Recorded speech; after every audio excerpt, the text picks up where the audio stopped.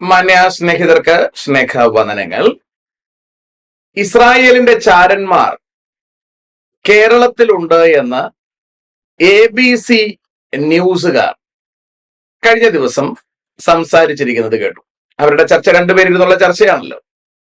അപ്പൊ അതിൽ ഒരാൾ പറയുകയാണ്, ഇസ്രായേലാണ് ഇന്ന് ലോകരാഷ്ട്രങ്ങളുടെ മുഴുവൻ ഭരണത്തിന്റെ പ്രധാനപ്പെട്ട മേഖല കയ്യിൽ വച്ചിരിക്കുന്നത് എന്നും കേരളത്തിൽ പോലും അവരുടെ ചാരന്മാരുണ്ട് എന്നുമാണ് അയാൾ അവകാശപ്പെടുന്നത്. അപ്പോൾ കൂടിയിരിക്കുന്ന അടുത്തയാൾ ചോദിക്കുന്നുണ്ട്, എന്താണ് അതിന്റെ തെളിവ്? അയാൾ പറയാം, തെളിവൊന്നും പ്രത്യേകിച്ചില്ല. അതിന് പ്രത്യേകിച്ച് എടുത്തു പറയുന്ന തെളിവ് യൂട്യൂബ് ചാനലുകളിൽ അടക്കം ഒരുപാട് പേര് ഇസ്രായേലിനെ സപ്പോർട്ട് ചെയ്ത് സംസാരിക്കുന്നു. ഈ സംസാരിക്കുന്ന ആൾക്കാരെല്ലാം ഇസ്രായേലിൽ നിന്ന് ഫണ്ട് മേടിച്ചുകൊണ്ടാണ് ഇരിക്കുന്നത് എന്നാണ് ഇയാളുടെ വാദം. ആ വാദം കേട്ട് ഞാൻ ചിരിച്ചുപോയി. കാരണം ഈ പറയുന്ന വേട്ടാവാളിയൻ സംസാരിക്കുന്നത് BJPക്ക് വേണ്ടിയാണ്. ശരിക്കും സംഘിക്ക് വേണ്ടി ചെയ്തിരിക്കുന്ന ഒരു ചാനലായിട്ട് തന്നെ ഞാൻ മേലുദ്ധരിച്ച ചാനലിനെ നമുക്ക് മനസ്സിലാക്കുവാൻ കഴിയും. അതിനകത്തുള്ള എല്ലാ വിശദീകരണങ്ങളും ആ ഒരു ദിശയിലേക്കാണ് പോകുന്നത്. അതുകൊണ്ട് സംഘികളുടെ കയ്യിൽ നിന്ന് കാശ് മേടിച്ച് വെച്ചുകൊണ്ടിരിക്കുന്നു എന്നൊന്നും എനിക്ക് അഭിപ്രായമില്ല. കാരണം ഇവർക്കൊരു അഭിപ്രായമുണ്ട്, ആ അഭിപ്രായം അവർ പറയുന്നു എന്നാണ് എന്റെ ധാരണ. അല്ലാതെ അതിനെല്ലാം ആരിൽ നിന്നെങ്കിലും കാശ് മേടിച്ചു വെച്ചിട്ടിരുന്നാണ് പറയുന്നത് എന്ന് ചിന്തിക്കുന്നത് മലയാളിയുടെ ഒരു ഇടുങ്ങിയ ചിന്താഗതിയുടെ പ്രത്യേകതയാണ്. അതാണ് യൂട്യൂബ് ചാനലിന്റെ ഒക്കെ കീഴിൽ ആൾക്കാർ വന്ന് കമന്റ് ചെയ്യുന്നത്. ഇത് കാശിന് വേണ്ടിയാണ്. ഈ കാശിന്റെ കാര്യം മാത്രം ചിന്തിച്ച് നടക്കുന്ന ഇടുങ്ങിയ മനസ്ഥിതിയുള്ള കുറച്ച് മനുഷ്യരുണ്ട്. അയാൾ പറയുന്ന വാക്ക് എന്താണെന്ന് ശ്രദ്ധിക്കൂ. ഇപ്പോൾ ABC ചാനലിൽ ഇരുന്ന് പറയുന്ന വാർത്തകളിൽ, ഇസ്രായേലിനോട് ബന്ധപ്പെട്ട് വരുന്ന വാർത്തകളിൽ സുനിലൊക്കെ ചിലപ്പോഴെങ്കിലും ബൈബിൾ എടുത്തു വെച്ച് സംസാരിക്കാറുണ്ട്. ബൈബിളിലെ വാക്യങ്ങൾ ഉദ്ധരിച്ചുകൊണ്ട് അതിൽ പറയുന്ന കാര്യങ്ങളാണ് സംഭവിക്കുന്നത് എന്ന് പറയുമ്പോൾ ഇസ്രായേലിൽ നിന്ന് കാശ് മേടിച്ചു വെച്ചുകൊണ്ടാണ് ഇരിക്കുന്നതെന്നോ അല്ലെങ്കിൽ ക്രിസ്ത്യാനികളുടെ കയ്യിൽ നിന്ന് കാശ് മേടിച്ചു വെച്ചുകൊണ്ടിരിക്കുകയാണെന്നോ പറഞ്ഞാൽ അതിലെന്താണ് യുക്തിയുള്ളത്? അതുകൊണ്ട് ABC ന്യൂസുകാർ തിരിച്ചറിയേണ്ടത്, ആരെങ്കിലും ഏതെങ്കിലും ഒരു രാജ്യത്തോടോ ഏതെങ്കിലും ഒരു തത്വശാസ്ത്രത്തോടോ അനുകൂലിച്ച് സംസാരിച്ചാൽ അവരിൽ നിന്ന് കാശ് വാങ്ങിച്ചു വച്ചിരിക്കുന്നു എന്ന് പറയുന്ന ഈ ഫോർ ക്ലാസ് ആൾക്കാരുടെ നിലയിലേക്ക് നിങ്ങൾ താഴാതിരിക്കുന്നത് നല്ലതാണ്. ഞാനൊക്കെ ഇസ്രായേലിന് അനുകൂലമായി തന്നെയാണ് വീഡിയോ ചെയ്യുന്നത്. ഇസ്രായേലിൽ നിന്ന് 1 രൂപയും നാളിതുവരെ ഞാൻ വാങ്ങിച്ചിട്ടുമില്ല. എനിക്കതിന്റെ ആവശ്യവുമില്ല. എന്തുകൊണ്ടാണ് അത് പറയുന്നത് എന്ന് ചോദിച്ചാൽ 2 പ്രധാനപ്പെട്ട കാരണങ്ങളാണ്. ഒന്ന്, ഈ നടന്നുകൊണ്ടിരിക്കുന്ന യുദ്ധങ്ങളെ കുറിച്ചുള്ള കൃത്യമായ പരാമർശം ബൈബിളിലുണ്ട് എന്നുള്ളതാണ്. ഞാൻ ബൈബിൾ പ്രഭാഷകൻ എന്ന നിലയിൽ വേദപുസ്തകത്തിൽ പറഞ്ഞിരിക്കുന്ന കാര്യങ്ങൾ യാഥാർത്ഥ്യമാണ് എന്ന തിരിച്ചറിവിന്റെ മേൽ ഞാൻ സംസാരിക്കുമ്പോൾ സ്വാഭാവികമായും അത് ഇസ്രായേലിനോട് ചായ്വുണ്ടാവും.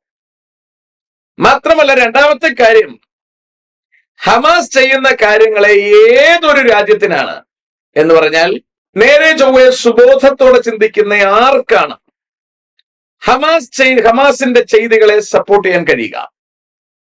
ഒരിക്കലും ഹമാസിന്റെ ചെയ്തികളെ ആർക്കും തന്നെ സപ്പോർട്ട് ചെയ്യാൻ കഴിയില്ല. അപ്പോൾ ഇവിടെ കാര്യം വളരെ വ്യക്തമായി തിരിച്ചറിയണം. ഹമാസ് ചെയ്തിരിക്കുന്ന കാര്യങ്ങൾ കൃത്യമായും തിന്മയായ കാര്യങ്ങളാണ്. അവർ ചെയ്യുന്ന കാര്യങ്ങളെ ന്യായീകരിക്കാൻ ഇസ്ലാമിക വിശ്വാസത്തിൽ വിശ്വസിക്കുന്നവർക്ക് പോലും കഴിയുമോ എന്ന് എനിക്കറിയില്ല. നോർമൽ സെൻസിൽ, അതിന്റെ ഡീപ് സെൻസിലേക്ക് അവർ പോയാൽ അവർ ഹമാസിനെ അംഗീകരിക്കും. കാരണം അവരുടെ പ്രവാചകൻ പറഞ്ഞിരിക്കുന്നതിനെ നിവർത്തീകരിക്കുക എന്ന നിർബന്ധത്തോടു കൂടിയാണ് ഹമാസ് പ്രവർത്തിക്കുന്നത്. ഹമാസിന്റെ പ്രവർത്തനങ്ങൾ നിങ്ങൾ ശ്രദ്ധിക്കേണ്ടത്, ഹമാസ് ഇസ്രായേലിനെ മാത്രമല്ല നശിപ്പിക്കുന്നത്, ഹമാസ് ഇസ്ലാം വിശ്വാസികളെയും നശിപ്പിക്കുകയാണ്. എന്ന് പറഞ്ഞാൽ തിന്മയുടെ പ്രതീകങ്ങളായ ആൾക്കാർക്ക് ഇങ്ങനെ ചെയ്യാൻ കഴിയൂ. അവർക്ക് നല്ലതൊന്നും ചെയ്യാൻ കഴിയില്ല. ഏതെങ്കിലും ഒരു ഇസ്ലാമിക രാഷ്ട്രത്തിൽ സമാധാനം നടമാടുന്നുണ്ട് എങ്കിൽ അവിടുത്തെ രാജഭരണത്തിന്റെ പ്രത്യേകതയാണ്. ഇപ്പോൾ സൗദി അറേബ്യ ഈ ഒരു തലത്തിൽ പോകുന്നത് അവിടുത്തെ പ്രിൻസിന്റെ ഒരു പുരോഗമന ചിന്ത കൊണ്ടാണ്. UAEയും അങ്ങനെ തന്നെയാണ്. UAE ഇതുപോലുള്ള അനാവശ്യ ഏടാകൂടങ്ങളിലൊന്നും ഇടപെടാൻ പോകുന്നില്ല എന്ന് വേണം മനസ്സിലാക്കാൻ. ഖത്തർ ഇപ്പറഞ്ഞതുപോലെ തിന്മയ്ക്ക് കൂട്ടു നിൽക്കുന്നുണ്ട്. അതിന് ഖത്തർ കട്ടപ്പെടുന്നുമുണ്ട്. നിങ്ങൾ ഇനി ഇറാഖ് എടുത്തു നോക്കൂ, അതിന്റെ കാര്യം തീരുമാനമായി. ഇറാൻ എടുത്തു നോക്കൂ, യാതൊരു സമാധാനം അവിടെ ഇല്ല. അവിടുത്തെ സാധാരണ ഇസ്ലാമിക ജനങ്ങൾ തന്നെ ആ ഭരണകൂടം തുലഞ്ഞു കാണാൻ ആഗ്രഹിക്കുകയാണ്. അഫ്ഗാനിസ്ഥാൻ നിങ്ങൾ എടുത്തു നോക്കൂ, എവിടാണ് സമാധാനം?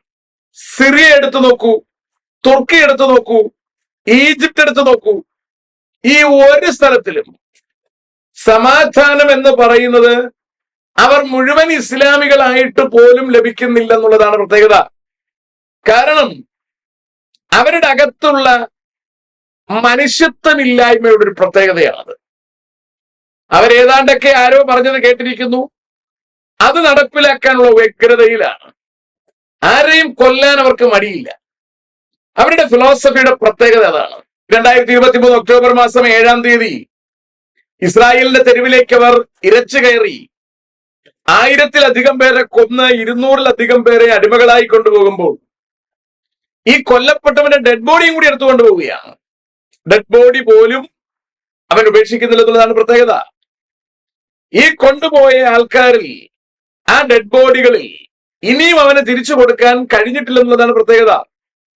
നിങ്ങളറിയണം, ഇസ്രായേൽ കൊണ്ടുവന്ന ആൾക്കാരെ അവരുടെ ശരീരത്തിനുള്ള ആരോഗ്യത്തിനുള്ള മുഴുവൻ അവർ കൊടുക്കുന്നു, മാനസിക ആരോഗ്യത്തിനുള്ളത് മുഴുവൻ കൊടുക്കുന്നു. ഏതെങ്കിലും ഒരുത്തൻ മരിച്ചതായി നിങ്ങൾ കേൾക്കുന്നുണ്ടോ? അടിമത്തത്തിൽ കൊണ്ടുവന്നാലും ജയിലിൽ കൊണ്ടുവന്നാലും ക്രിമിനലായി പിടിച്ചു കൊണ്ടുവന്നാലും അവർക്ക് ആവശ്യമായ മുഴുവൻ സൗകര്യങ്ങളും ഒരുക്കി കൊടുക്കുകയാണ്. അഥവാ ഇവരുടെ കസ്റ്റഡിയിൽ ഒരുത്തൻ കൊല്ലപ്പെട്ടാൽ അല്ലെങ്കിൽ മരിച്ചുപോയാൽ അവന്റെ ഡെഡ് ബോഡി പോലും കൃത്യമായി ഒട്ടും അഴുകുക പോലും ചെയ്യാതെ തിരിച്ചെത്തിക്കുകയാണ് ഇസ്രായേലിന്റെ രീതി. എന്നാൽ ഹമാസിന്റെ രീതി നിങ്ങൾ ആലോചിക്കൂ. കൊണ്ടുപോയ ഒരു ഡെഡ് ബോഡിയും അവൻ സൂക്ഷിക്കാൻ വണ്ണം സൂക്ഷിച്ചിട്ടില്ല. അതിന്റെ അവശിഷ്ടങ്ങളും അസ്ഥികൂടങ്ങളുമാണ് തിരിച്ചു കൊടുക്കുന്നത്. ഇവരിവിടെ പരിശോധനകൾ നടത്തിയാണ് അത് ആരുടെ ഡെഡ് ബോഡി എന്ന് തിരിച്ചറിയുന്നത് പോലും. ഇസ്രായേൽ പിടിച്ചുകൊണ്ടുവന്ന ഒരടിമയെയും ഉപദ്രവിച്ചിട്ടില്ല. ഹമാസ് പിടിച്ചുകൊണ്ടുപോയ ഒരടിമയെയും അവർ ഉപദ്രവിക്കാതെ വിട്ടിട്ടില്ല. സ്ത്രീകളെയും കുട്ടികളെയും ഒക്കെ അവർ ലൈംഗികമായി പോലും പീഡിപ്പിച്ചു. ഇവകൾ ചെയ്യുന്ന ഇവരെ മനുഷ്യത്വമുള്ള ഏതെങ്കിലും ഒരു വ്യക്തികൾ മാനിക്കുമെന്നോ അംഗീകരിക്കുമെന്നോ സപ്പോർട്ടീവായി സംസാരിക്കുമെന്ന് നിങ്ങൾക്ക് തോന്നുന്നുണ്ടോ? മാന്യന്മാരായി നടക്കുന്ന ഇസ്രായേലിന് വേണ്ടി സംസാരിക്കുന്ന യൂട്യൂബ് ചാനൽസ് എല്ലാം അവരിൽ നിന്ന് കാശ് മേടിച്ചിരിക്കുന്നു എന്ന് പറഞ്ഞാൽ ABC എന്തൊരു നട്ടലില്ലായ്മയാണ് സംസാരിക്കുന്നത്. അപ്പോൾ അങ്ങനെ നിങ്ങൾ പറയണമെങ്കിൽ നിങ്ങൾ ഹമാസിൽ നിന്നോ കേരളത്തിലെ ഇസ്ലാമികളിൽ നിന്നോ നിങ്ങൾ കാശ് മേടിച്ചിരിക്കുന്നു എന്ന് ഞങ്ങൾ പറഞ്ഞാൽ അതിനെ തള്ളിക്കളയാൻ കഴിയില്ലല്ലോ. കാരണം അങ്ങനെ മേടിക്കാതെ നിങ്ങൾക്ക് സംസാരിക്കാൻ കഴിയില്ല. ഇവിടെ ഹമാസിന് വളരാൻ വളക്കൂറുള്ള മണ്ണുണ്ടാക്കി കൊടുത്ത പാലസ്തീനികൾ ഇന്ന് പാലസ്തീൻ തെരുവിൽ കൊല്ലപ്പെടുകയാണ്. നിങ്ങൾക്കറിയാം, യുദ്ധം അവസാനിപ്പിച്ചു അല്ലെങ്കിൽ വെടിനിർത്തലാക്കി. കഴിഞ്ഞ ദിവസം പോലും ഇസ്രായേലിന്റെ ഇടയിലേക്ക് ഹമാസ് കയറുകയാണ്. 2 പേരെ കൊന്നു. ഇസ്രായേൽ തിരിച്ച് 50-60 പേരെ കൊന്നു എന്നാണ് പറയുന്നത്. അതിൽ 40ഓളം പേർ ഹമാസുകാരായിരുന്നു എന്നാണ് പറയുന്നത്. അപ്പോൾ ഇപ്പോൾ ഇസ്രായേൽ ഇനി തുരങ്കങ്ങൾ തകർക്കാനുള്ള തയ്യാറെടുപ്പിലാണെന്നാണ് മനസ്സിലാക്കുന്നത്. ശരിക്കും ഹമാസിനെ തകർത്താലും ഈ തിന്മ ഭൂപ്പരപ്പിൽ നിന്ന് മാറില്ല. ഹമാസിനെ പോലെ എത്രയോ വർഗങ്ങൾ അവിടെ ഉണ്ടെന്നാണ് ഇപ്പോഴത്തെ പുതിയ വാർത്തകൾ പുറത്തു വരുന്നത്. ശരിക്കും ഇസ്ലാമിൽ വിശ്വസിക്കുന്ന പാലസ്തീനികൾക്ക് പോലും ഗസായിലോ പാലസ്തീന്റെ എവിടെയും സമാധാനത്തോടെ കഴിയാൻ കഴിയാത്തൊരവസരം അതുണ്ടാക്കി കൊടുത്തത് ഇവരുടെ സമാധാന നായകനായ പ്രവാചകൻ തന്നെയാണ്.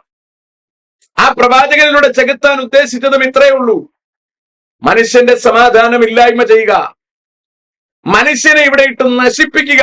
അത് തന്നെയാണ് അവന്റെ ഉദ്ദേശം. ആ പ്രവാചകനിലൂടെ പ്രവർത്തിച്ച സാക്ഷാൽ ചെകുത്താന്റെ നാശം സംഭവിക്കുമ്പോൾ അവിടെ വിളിച്ചു പറയുന്ന ഒരു പാട്ടായി യെശയ്യാ പ്രവാചകൻ എഴുതി വെച്ചിരിക്കുക. ഇന്നേക്ക് 2500 കൊല്ലങ്ങൾക്ക് മുമ്പ് യെശയ്യാ പ്രവാചകൻ എഴുതി വെച്ചിരിക്കുകയാണ്. യെശയ്യാ പ്രവചനം 14 അധ്യായം 9 മുതലാണ്. നിന്റെ വരവിങ്കൽ നിന്നെ എതിരേൽപ്പാൻ താഴെ പാതാളം നിന്റെ നിമിത്തം ഇളകിയിരിക്കുന്നു എന്ന് പറഞ്ഞാൽ, ഈ ചെകുത്താൻ പ്രവാചകനിലൂടെ പ്രവർത്തിച്ച് ദേശത്തിനാകമാനം സമാധാനം ഉണ്ടാക്കാമെന്ന വ്യാജേന സാക്ഷാൽ യഹോവയ്ക്കെതിരെയും യഹോവയുടെ ഏകപുത്രനായ കർത്താവായ യേശുക്രിസ്തുവിനെതിരെയും സംസാരിക്കുവാൻ വേണ്ടി പ്രവാചകനായി നിയോഗിക്കപ്പെട്ടതിന്റെ പുറകിൽ നിന്ന് പ്രവർത്തിച്ച സാക്ഷാൽ ചെകുത്താൻ നരകത്തിലേക്ക് ചെല്ലുമ്പോൾ, അവന് വേണ്ടി ഒരുക്കിയിരിക്കുന്ന പാതാളത്തിലേക്ക് ചെല്ലുമ്പോൾ അതിനെക്കുറിച്ച് പറയുകയാണ്, നിന്റെ വരവിങ്കൽ നിന്നെ എതിരേൽപ്പാൻ താഴെ പാതാളം നിന്റെ നിമിത്തം ഇളകിയിരിക്കുന്നു. പാതാളം ഇളകിയിരിക്കുന്നു എന്നാ പറയുന്നേ. അത് നിന്നെക്കുറിച്ച് സകല ഭൂപാലന്മാരുമായ പ്രേതന്മാരെ ഉണർത്തുകയും ജാതികളുടെ സകല രാജാക്കന്മാരെയും സിംഹാസനങ്ങളിൽ നിന്ന് എഴുന്നേൽപ്പിക്കുകയും ചെയ്തിരിക്കുന്നു. കേട്ടോ, ഇവന്മാരുടെ നേതാവിന്റെ ഗതി ഇതാണെന്ന് അറിയണം. അവരൊക്കെയും നിന്നോട് നീയും ഞങ്ങളെപ്പോലെ ബലഹീനനായോ എന്ന് പറഞ്ഞാൽ, ഈ പ്രവാചകനും പ്രവാചകന്റെ കൂടെയുള്ള ആൾക്കാരും ഇപ്പോൾ ഹമാസിന്റെ നേതാക്കന്മാരായി ഹൂറികളെ പ്രതീക്ഷിച്ചുകൊണ്ട് ഒരുപാട് പേര് നരകത്തിലെത്തിയിട്ടുണ്ട്.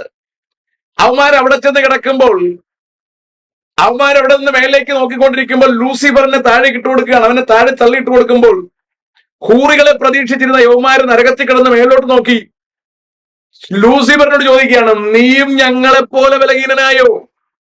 നീയും ഞങ്ങൾക്ക് തുല്യനായി തീർന്നുപോ എന്ന് പറയും. കണ്ടോ, യവന്മാരെല്ലാം പ്രതീക്ഷിച്ചത് ഇവരെല്ലാം വലിയ സംഭവമാകാൻ പോവുകയാണ്. അവിടെ ചെല്ലുമ്പോൾ ഹൂറികളെ കിട്ടാൻ പോവുകയാണ്. 72 സ്ത്രീകളെ, ശരീരത്തിൽ വിയർപ്പിന്റെ ഗന്ധമില്ലാത്തതും പിന്നെ എന്തൊക്കെയോ ക്വാളിറ്റിയാണ് ഇവർ പറയുന്നത്. അമ്മാതിരിയുള്ള സ്ത്രീകളുമായി ലൈംഗിക ബന്ധത്തിന് കൊതിച്ച് ജീവിക്കുന്ന ഈ ജാതിയെ എന്താണ് പറയേണ്ടത്? ഈ ജനത്തിന്റെ തലയിൽ സുബോധമുണ്ടാകുമെന്ന് ആരെങ്കിലും കരുതുന്നെങ്കിൽ അതും മൗഢ്യമല്ലേ? വിദ്യാഭ്യാസമുള്ള ആർക്കെങ്കിലും അത് കരുതാൻ കഴിയുമോ? അപ്പോൾ ഇവർ പ്രതീക്ഷിച്ചിരിക്കുന്ന, ഇവർക്ക് വാക്ക് കൊടുത്ത, അവിടെ ഹൂറികളുണ്ടെന്ന് വാക്ക് കൊടുത്ത പുണ്യാളന്നെ ഇവരുടെ കൂടെ നരകത്തിലേക്ക് ചെല്ലുമ്പോൾ ഇവർ ചോദിക്കുക, നീയും ഞങ്ങളെപ്പോലെയായോ? ചോദ്യം, നിന്റെ ആഡംബരവും വാദ്യഘോഷവും പാതാളത്തിലേക്ക് ഇറങ്ങിപ്പോയി. നിന്റെ കീഴെ പുഴുക്കളെ വിരിച്ചിരിക്കുന്നു, കൃമികൾ നിനക്ക് പുതപ്പായിരിക്കുന്നു. എത്ര മനോഹരമാണ് ആ വാക്യമെന്ന് നോക്കൂ. ഈ കൃമികളുടെ അടുക്കലേക്കാണ് ഈ പ്രവാചകനും കൂട്ടരും ഇവരെല്ലാരെയും നയിച്ചുകൊണ്ടിരിക്കുന്ന സാക്ഷാൽ ലൂസിഫറും പോകാനുള്ളതെന്നറിയണം. അടുത്ത് പറയുക, അരുണോദയ പുത്രനായ ശുക്ര, എന്താണ് ഈ ദൂതന് പറ്റിയത്? നീ എങ്ങനെ ആകാശത്ത് നിന്ന് വീണു? ഈ ലൂസിഫർ നിന്നിരുന്നത് ആകാശത്തിലാണ്. അപ്പൊ പാതാളത്തിലേക്ക് പോയി അവനോട് ചോദിക്കാണ്, നീ എങ്ങനെ ആകാശത്ത് നിന്ന് വീണത്? ജാതികളെ താഴ്ത്തിക്കളഞ്ഞവനെ, നീ എങ്ങനെ വെട്ടേറ്റ് നിലത്ത് വീണു? വെട്ടേറ്റ് നിലത്ത് വീണ, ദൈവത്തിനെതിരായി റിബല്യസ്നെസ് കാണിച്ച ഒരു ദൂതനാണ് ഇന്നിവരെ നയിച്ചുകൊണ്ടിരിക്കുന്നത്. അവൻ ഒരിക്കലും മാന്യമായി ചിന്തിക്കാൻ കഴിയില്ല. ദൈവമക്കളെ സമാധാനത്തോടെ ജീവിക്കാൻ അവൻ അനുവദിക്കില്ല. ഭൂമിയിൽ മുഴുവൻ സർവനാശവും ഉണ്ടാക്കലാണ് അവന്റെ പരിപാടി. അക്കാര്യം കൃത്യമായി നമ്മൾ അറിയണം. എന്താ അവന് പറ്റിയത്? അവനെ വെട്ടേറ്റ് തള്ളിയിട്ടതെന്തിനാ? അവൻ ദൈവത്തെ ആരാധിച്ചുകൊണ്ട് നിൽക്കുന്ന വേളയിൽ അവൻ ഇങ്ങനെ ചിന്തിച്ചു, ഞാൻ സ്വർഗത്തിൽ കയറും, എന്റെ സിംഹാസനം നക്ഷത്രങ്ങൾക്ക് മീതെ വെക്കും. അവൻ ചിന്ത ചെയ്തയാ. ഈ ചിന്ത തന്നെയാണ് ഇന്ന് പ്രവാചകൻ ആൾക്കാർക്ക് കൊടുത്തിരിക്കുന്നത്. ഞാൻ നിങ്ങളെ സ്വർഗത്തിൽ കൊണ്ടുപോകാൻ പോവാണ്. നടക്കുന്ന കാര്യമാണോ? എന്റെ സിംഹാസനം നക്ഷത്രങ്ങൾക്ക് മീതെ വെക്കും, ഉത്തരദിക്കിന്റെ അതിർത്തിയിൽ സമാഗമ പർവ്വതത്തിന്മേൽ ഞാനിരുന്നരുളും, ഞാൻ മേഘോന്നതങ്ങൾക്ക് മീതെ കയറും, ഞാൻ അത്യുന്നതനോട് സമനാകും. കണ്ടോ? അപ്പൊ അത്യുന്നതനോട് സമനാക്കാൻ ഇവർ ഖുറൈശികളുടെ ഗോത്ര ദൈവമായ ഒരെണ്ണത്തെ എടുത്തു വച്ചു. ഇതിനെ അത്യുന്നതനോട് സമനാക്കാൻ ഇവർ ശ്രമിച്ചു. ഇന്ന് നാടുനീളെ അത് പറയാൻ അവർ ശ്രമിക്കുകയാണ്. അത്യുന്നതനായ ദൈവത്തിന്റെ പുത്രനായി ഭൂമിയിലേക്ക് ഇറങ്ങി വന്ന, മാനവകുലത്തിന്റെ പാപപരിഹാരത്തിനായി മരിച്ചടക്കപ്പെട്ട് ഉയർത്തെഴുന്നേറ്റ നസറായനായ യേശുക്രിസ്തുവിനെ വെറും പ്രവാചകനാണെന്ന് താഴ്ത്തിക്കെട്ടിക്കൊണ്ട് ഒടുവിലത്തെ പ്രവാചകനായി ഇന്ന് കേരളത്തിൽ ജീവിച്ചിരുന്നാൽ പോക്സോ കേസിൽ പിടിക്കപ്പെടേണ്ടുന്ന കേസുകൾ ചാർത്തപ്പെടാവുന്ന തിന്മയുടെ പ്രതീകമായി ഒരാളെയും അവർ അവതരിപ്പിക്കുകയാണ്. ഇവിടെ ചോദിക്കുകയാണ്, നീ പാതാളത്തിലേക്ക്, നാശകൂപത്തിന്റെ അടിയിലേക്ക് തന്നെ വീഴും. ഇത് ഖുറൈശികളുടെ ഗോത്രദൈവത്തിന്റെ ഗതിയും അത് തന്നെയാണ്. പ്രവാചകന്റെ ഗതിയും അത് തന്നെയാണ്. ഹൂറികളെ പ്രതീക്ഷിച്ചിരിക്കുന്ന ഹമാസിന്റെയും കേരളത്തിൽ പ്രതീക്ഷിച്ചിരിക്കുന്ന വ്യക്തികളുടെയും എല്ലാവരുടെയും ഗതി ഇത് തന്നെയാണെന്ന് ആകാശവും ഭൂമിയും മാറിപ്പോയാലും ഒരിക്കലും മാറ്റം വരാത്ത വിശുദ്ധ വേദപുസ്തകം അടിവരയിട്ട് സംസാരിക്കുന്നുണ്ട്. വേദപുസ്തകങ്ങളെ മുഴുവൻ നിങ്ങൾക്ക് ശേഖരിച്ച് കത്തിച്ചു കളയാം, പ്രസംഗകരെയും കൊന്നുകളയാം, പക്ഷേ തിരുവഴുത്തിന് മാറ്റം വരില്ല എന്നുള്ളത് തികഞ്ഞ യാഥാർത്ഥ്യമാണ്. അടുത്തിങ്ങനെ പറയാം, നിന്നെ കാണുന്നവർ നിന്നെ ഉറ്റുനോക്കി ഭൂമിയെ നടുക്കുകയും രാജ്യങ്ങളെ കുലുക്കുകയും, ഇതൊക്കെയാണ് ഇപ്പൊ ഇവിടെ ചെയ്തുകൊണ്ടിരിക്കുന്നത് കേട്ടോ. ഭൂതലത്തെ മരുഭൂമി പോലെയാക്കുകയും അതിലെ പട്ടണങ്ങളെ ഇടിച്ചു കളയുകയും തന്റെ ബദ്ധന്മാരെ വീട്ടിലേക്ക് അഴിച്ചുവിടാതിരിക്കുകയും ചെയ്തവൻ ഇവനല്ലയോ എന്ന് നിരൂപിക്കും. കണ്ടോ? അപ്പോൾ എന്തായി ലൂസിഫറിന്റെ പ്രത്യേകത? ലൂസിഫർ പ്രവാചകനിലൂടെ ഒരു എഴുത്ത് നാട്ടുകാർക്ക് കൊടുത്ത് ജനത്തെ മുഴുവൻ ഇളക്കിയിരിക്കുകയാണ്. ലൂസിഫറിന്റെ കൂടെ നിൽക്കാൻ തയ്യാറുള്ളവർക്ക് സ്വർഗത്തിൽ ചെന്നാൽ കൊടുക്കാമെന്ന് വാക്ക് പറഞ്ഞിരിക്കുന്നത് മദ്യപ്പുഴയും പെണ്ണുമാണ്. ഈ രണ്ടെണ്ണം വെച്ച് നീട്ടുമ്പോൾ തന്നെ തിരിച്ചറിയാം അതിന്റെ പുറകിൽ പ്രവർത്തിക്കുന്നത് ഒരിക്കലും ഒരു ദൈവമല്ല എന്ന്, ഒരിക്കലും ഒരു പോസിറ്റീവ് എനർജിയേ അല്ല എന്ന് നമുക്ക് തിരിച്ചറിയാൻ കഴിയും. അതാ ഇവിടെ പറഞ്ഞത്. എന്തൊക്കെയാ? ഇവൻ നരകത്തിൽ ചെല്ലുമ്പോൾ ആൾക്കാർ പറയാം, നിന്നെ ഉറ്റുനോക്കി നീ ഭൂമിയെ നടുക്കിയതവനല്ലേ? അതെ, ഭൂമി മുഴുവൻ നടുക്കുകയാണ്. അടുത്ത് രാജ്യങ്ങളെ കുലുക്കുകയാണ്. കേരളത്തിന്റെ ഭരണം പിടിച്ചെടുക്കത്തക്ക നിലയിൽ ഇവിടെ ജനസംഖ്യ വർദ്ധിപ്പിച്ചിരിക്കുന്നു എന്ന് ഇന്ന് മറുനാടൻ മലയാളി റിപ്പോർട്ട് ചെയ്തിരിക്കുന്നത് കണ്ടു. കേരളത്തിൽ അടുത്ത 10 കൊല്ലത്തിനകം 50% ഇവരുടെ കൈകളിലായി കഴിയുമെന്ന് പറഞ്ഞാൽ ഭരണം നിസ്സാരമായി കൈക്കലാക്കാൻ കഴിയുമെന്ന് കണക്കുകൾ തെളിയിക്കുന്നു. അങ്ങനെ രാജ്യങ്ങളെ കുലുക്കുക, ഭൂമിയെ നടുക്കുക, ഭൂമിയെ മരുഭൂമി പോലെയാക്കുക. ശരിയല്ലേ? ഭൂമി മുഴുവൻ മരുഭൂമി പോലെ ആക്കി കളഞ്ഞില്ലേ? അതിലെ പട്ടണങ്ങളെ ഇടിച്ചു കളയുക, തന്റെ ബദ്ധന്മാരെ രക്ഷിക്കപ്പെടാൻ അനുവദിക്കാതിരിക്കുക, ഇതൊക്കെ ചെയ്തവൻ ഇവനല്ലയോ എന്ന് പറയും. അപ്പൊ വളരെ കൃത്യമായിട്ട് തിരിച്ചറിയണം, ചെകുത്താന്റെ ചട്ടുകമായി നിൽക്കുന്നവരെ ഒരുവിധം സുബോധമുള്ള എല്ലാവർക്കും കണ്ടാൽ തിരിച്ചറിയും. അവർക്ക് അനുകൂലമായി അവർ സംസാരിക്കില്ല. അങ്ങനെ ആരെങ്കിലും ഹമാസിന് വേണ്ടി സംസാരിക്കുന്നതായി കാണാതിരുന്നാൽ, തിന്മയ്ക്ക് വേണ്ടി സംസാരിക്കുന്നതായി കാണാതിരുന്നാൽ, ഇമാതിരി മലീമസമായ ഫിലോസഫിക്ക് വേണ്ടി സംസാരിക്കുന്നതായി കാണാതിരുന്നാൽ, അവർ ഇസ്രായേലിന്റെ ചാരന്മാരാണെന്ന് കരുതുന്നത് ABC ന്യൂസിന് സംഭവിച്ചിരിക്കുന്ന ഒരു അപാകതയാണ്. അല്ലെങ്കിൽ ABC ന്യൂസും ഇതിനെ നിശബ്ദമായി സപ്പോർട്ട് ചെയ്യുന്നു എന്ന് വേണം മനസ്സിലാക്കാൻ. ഇസ്രായേൽ ചെയ്യുന്ന ഏത് ചെയ്തിയാണ് തിന്മയായി നിങ്ങൾക്ക് കാണാൻ കഴിയുക? അവന്റെ പറമ്പിൽ കയറി അടിച്ചാൽ, അവന്റെ വീട്ടിൽ കയറി അടിച്ചാൽ, അവന്റെ ആൾക്കാരെ കൊല്ലാൻ ശ്രമിച്ചാൽ ഇസ്രായേൽ കൈകെട്ടി മിണ്ടാതെ നിൽക്കണമെന്നാണോ നിങ്ങൾ കരുതുന്നത്?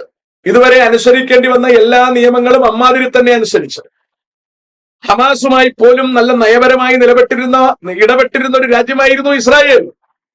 ഇസ്ലാം മത വിശ്വാസത്തെ പോലും അവർ അംഗീകരിക്കുന്നുണ്ട്. അവർക്ക് പോലും അവരുടെ രാജ്യത്തിൽ ഭരണത്തിൽ സൗകര്യം കൊടുക്കുന്നുണ്ട്, ജോലികൾ കൊടുക്കുന്നുണ്ട്. മറ്റൊരിടത്തും ഇസ്രായേൽ ഉപദ്രവിക്കപ്പെടുന്നത് പോലെ ഇസ്രായേൽ ഒരിക്കലും ഇസ്ലാമ്യ മക്കളെ ഉപദ്രവിക്കുന്നില്ല.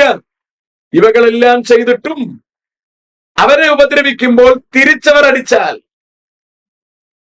അതിനെ തെറ്റെന്ന് പറയുന്നതിനെ സപ്പോർട്ട് ചെയ്യണമെന്നാണോ പറയുന്നത്? നമുക്കതിനാവില്ല. ഞാൻ പറഞ്ഞു വരുന്നതിന്റെ സാരം, ഇസ്രായേലിന്റെ ചാരന്മാർ കേരളത്തിലുണ്ട് എന്ന് പറയുന്നത് ദൗർഭാഗ്യകരമായ കാര്യമാണ്. ഇസ്രായേലിന് കേരളത്തിൽ ചാരന്മാരുടെ ആവശ്യമില്ല. ഇസ്രായേലിന് അവന്റെ രാജ്യത്തിന്റെ നിലനിൽപ്പുള്ളത് ചെയ്യാനുള്ള ശേഷി അവനുണ്ട്. അവൻ ദൈവത്തിന്റെ സ്വന്തം ജനമാണ്. കുറച്ചു കാലത്തേക്ക് ഇസ്രായേലിനെ കർത്താവ് നാശത്തിനായി ഏൽപ്പിക്കുമെന്ന് വചനം പറയുന്നുണ്ട്. ഇന്ന് ഇറാൻ അടക്കമുള്ള രാജ്യങ്ങൾ ഇസ്രായേലിനെതിരെ പറയുന്ന കാര്യങ്ങൾ ആസാഫ് വളരെ വർഷങ്ങൾക്ക് മുമ്പ് 83-ാം സങ്കീർത്തനത്തിൽ കുറിച്ചു വച്ചിരിക്കുന്നത് ഇങ്ങനെയാണ്: ദൈവമേ മിണ്ടാതിരിക്കരുതേ, ദൈവമേ മൗനമായും സ്വസ്ഥമായും ഇരിക്കരുതേ. ഇതാ നിന്റെ ശത്രുക്കൾ കലഹിക്കുന്നു. ആരുടെ? ദൈവത്തിന്റെ ശത്രുക്കൾ എന്ന് പറഞ്ഞാൽ ദൈവമല്ല, യഹോവയായ ദൈവമല്ല ദൈവമെന്നും അല്ലാഹുവാണ് ദൈവമെന്നും പറയുന്ന ഒരു ഗ്രൂപ്പ് പുത്തൻ ഇറങ്ങിയിരിക്കുന്നു. അവർ ദൈവത്തിനെതിരെ കലഹിക്കുന്നു. ഞാൻ പറഞ്ഞത് മനസ്സിലാകുന്നുണ്ടോ? അള്ളാഹുക്ക് വരുന്നതിന് ഓരോ വർഷങ്ങൾക്ക് മുമ്പായി എഴുത്തെന്നറിയണം. അവർ നിന്റെ ജനത്തിന്റെ നേരെ ഉപായം വിചാരിക്കുകയും നിന്റെ ഗുപ്തന്മാരുടെ നേരെ ദുരാലോചന കഴിക്കുകയും ചെയ്യുന്നു. കണ്ടോ? ഇസ്രായേലിനെതിരെ ദുരാലോചന കഴിക്കുകയും ചെയ്യുന്നു. വരുവിൻ, ഇസ്രായേൽ ഒരു ജാതിയായിരിക്കാതെ വണ്ണം നാം അവരെ മുടിച്ചു കളകാൻ, അവരുടെ പേരിനി ഓർക്കരുത് എന്ന് പറഞ്ഞ് അവരിങ്ങനെ ഐകമത്യത്തോടെ ആലോചിച്ച് നിനക്ക് വിരോധമായി സഖ്യത ചെയ്യുന്നു. അടുത്ത താഴോട്ട് ജാതികളുടെ പേര് പറയുകയാണ്: ഏദോമ്യരും ഇസ്മായേല്യരുടെയും കൂടാരങ്ങളും, മോവാബ്യരും ഹഗര്യരും കൂടെ, ഗബാലും അമ്മോനും അമാലേക്കും ഫെലിസ്ത്യ ദേശവും സോർ നിവാസികളും അശൂരും അവരോട് യോജിച്ചു. അവർ ലോത്തിന്റെ മക്കൾക്ക് സഹായമായിരുന്നു. മിദ്യാന്യരോട് ചെയ്തതുപോലെ അവരോട് ചെയ്യണമേ. പിന്നെ അങ്ങോട്ട് പറയുകയാണ്. അപ്പോൾ ഇതിനകത്ത് ഫലസ്തീനികളെ കുറിച്ച് പറയുന്നുണ്ട്, ഇതിനകത്ത് ഫെലിസ്ത്യ ദേശത്തെ കുറിച്ചും പറയുന്നുണ്ട്. അപ്പോൾ ഇവരെല്ലാവരും ഒരുമിച്ച് ചേർന്ന് യഹോവയ്ക്കെതിരെ, യഹോവയുടെ ജനത്തിനെതിരെ വരുമെന്നും അന്ന് തിരിച്ചടി ഉണ്ടാകുമെന്നും ബൈബിൾ കൃത്യമായി പറയുകയാണ്. അതുകൊണ്ട് ഇസ്രായേലിനെ അടിക്കാൻ വേണ്ടി പ്രസവിച്ചു കൂട്ടി എല്ലാവരും കൂടി, കുഞ്ഞുകുട്ടി എല്ലാവരും എന്താ പറയാ, ആബാലവൃദ്ധം ചെന്നിറങ്ങിക്കൊടുക്കൂ. ഇസ്രായേലിന്റെ ദൈവം അനീതിക്കെതിരെ യുദ്ധത്തിനായി വരാൻ പോവുകയാണ്. തിരുവെടുത്ത് പറയുന്നത് കഥയല്ലെന്ന് തിരിച്ചറിയണം. നാളിതുവരെ കർത്താവിന്റെ വചനത്തിൽ പറഞ്ഞിട്ടില്ലാത്തതൊന്നും സംഭവിച്ചിട്ടില്ലെന്നും കൃത്യമായി കാര്യങ്ങൾ അതുപോലെ സംഭവിച്ചുകൊണ്ടിരിക്കുന്നു എന്നും തിരിച്ചറിയണം. ഇസ്രായേലിന്റെ ചാരന്മാരാണെന്ന് പറഞ്ഞ് നടക്കുന്നതിൽ അർത്ഥമില്ല. ഇസ്രായേലിന്റെ ചാരന്മാരുടെ ആവശ്യമില്ല. സാക്ഷാൽ ദൈവമായ യഹോവ തന്നെ ഇസ്രായേലിന് വേണ്ടി എഴുന്നേൽക്കും, ഇസ്രായേലിന് വേണ്ടി പകരം ചെയ്യും. അന്ന് ശത്രുക്കൾ വില കൊടുക്കേണ്ടതായി വരും. ഒരു വാക്യം കൂടി പറഞ്ഞ് ഞാൻ അവസാനിപ്പിക്കുകയാണ്. യിരെമ്യാ പ്രവചനം 2-ാം അധ്യായം 3-ാം വാക്യം, ഇസ്രായേൽ യഹോവയ്ക്ക് വിശുദ്ധവും അവന്റെ വിളവിന്റെ ആദ്യ ഫലവുമാകുന്നു. കണ്ടോ, യഹോവയ്ക്ക് വിശുദ്ധമായത്, വേർതിരിക്കപ്പെട്ടത്, സ്വന്തമായതാണ് ഇസ്രായേൽ. ഇസ്രായേൽ യഹോവയ്ക്ക് വിശുദ്ധവും അവന്റെ വിളവിന്റെ ആദ്യ ഫലവുമാകുന്നു. അവനെ തിന്നുകളയുന്നവരൊക്കെയും കുറ്റക്കാരായി തീരും, അവർക്ക് ദോഷം വന്ന് ഭവിക്കും എന്ന് യഹോവയുടെ അരുളപ്പാട്. കണ്ടോ, ഇസ്രായേലിനെ ഉപദ്രവിക്കുന്നവർക്ക് ദോഷം വന്ന് ഭവിക്കും. ഇത് പറഞ്ഞിരിക്കുന്ന യഹോവയാണ് അഖിലാണ്ടത്തിന്റെ ഉടയവനെങ്കിൽ, ഇത് പറഞ്ഞിരിക്കുന്ന യഹോവയാണ് സാക്ഷാൽ ദൈവമെങ്കിൽ, മറ്റു സകലതും തച്ചുടയ്ക്കപ്പെടുമെന്നതിന് സംശയം വേണ്ട. ഇസ്രായേലിനെ ഒന്നും ചെയ്യാൻ ആർക്കുമാവില്ല. അവന്റെ ദൈവം ജീവിക്കുന്നു. തിരുവെഴുത്തുകളെ വായിക്കാൻ താല്പര്യമുണ്ടെങ്കിൽ അവകൾ വായിക്കുക, ഗ്രഹിക്കുക, മനസ്സിലാക്കുക, സത്യത്തിന്റെ ഭാഗത്ത് നിൽക്കുക, നീതിക്ക് വേണ്ടി പോരാടുക, ദൈവമക്കളായി ജീവിക്കുക, നിത്യതയ്ക്കൊരുങ്ങുക. ദൈവം നമ്മെ സഹായിക്കുമാറാകട്ടെ.